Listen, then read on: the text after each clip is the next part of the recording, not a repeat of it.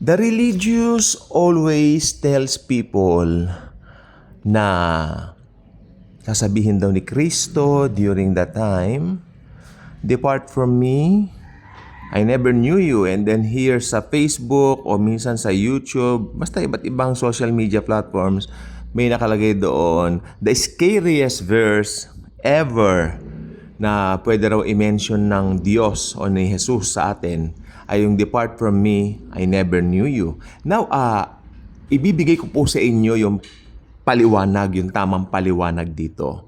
Ano ba talaga ang pinakatumpak na katotohanan dito? Sino bang sinasabihan ng Panginoong Heso Kristo ng mga bagay na ito? Okay, may excite po kayo ngayon at masyasyak kayo kung sino ang sinasabihan ni Jesus ng mga ito.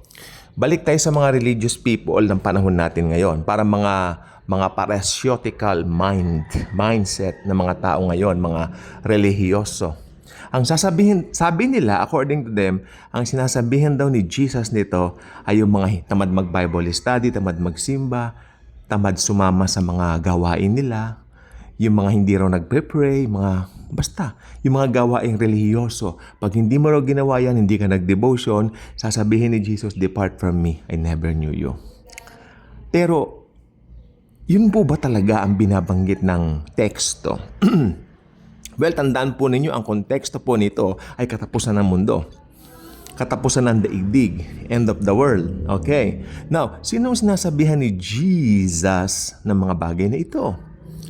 Okay. First, paano ba naliligtas ang tao sa church age? Under church age, we believe in Jesus alone finished work. In His finished work alone, no more, no less. Yun lang po, sapat na at higit pa kang anong awitin na pang-Kristiyano, di ba? Which is true. Wala na pong hihigit pa sa ginawa ni Jesus, kaya kung sino man ang maniniwala lamang doon sa finished work ng Lord sa cross of Calvary, siya po ay maliligtas. "I am the way, the truth, and the life. No one cometh to the Father but by me." Yan po ang John 14:6. So linaw, so clear. And then John 3:16, uulitin ko, "For God so loved the world that He gave His only begotten Son, that whosoever believeth on Him will not perish but will have eternal life." Look. Whosoever. Isang paanyayang salita. Whosoever, o kahit sino. Okay. Kumbaga, naglagay ka ng door. Okay, whosoever, enter that. Di ba? Maliligtas. Whosoever believe in Him, maliligtas. O, sabi ni Jesus, "I am the door." Okay, siya mismo yung door. Hindi religion. Si Jesus po mismo yung door. Amen. Sapagkat ang Panginoong Hesukristo bilang Diyos, napakalakas ng kapangyarihan ng saving power niya. Kaya sabi niya, "I am the way, the truth, and the life. No one cometh to the Father but through me. For God so loved the world that He gave His only begotten Son. Whosoever believeth on Him will not perish but will have everlasting life." Alam po natin yan. Yan po ngayon ang kino-commemorate natin ngayon, sapagkat ngayon po ay Holy Week. Okay, mabalik po tayo sa topic natin. Okay? Sino man ang magtiwala sa Kanya, kay Hesukristo, tiwala lang po Ibig sabihin, pagkakatiwalaan mo lang yung ginawa niya sa cross by faith, hindi good works. Maliwanag sa aklat ng Epeso, hindi sa gawa.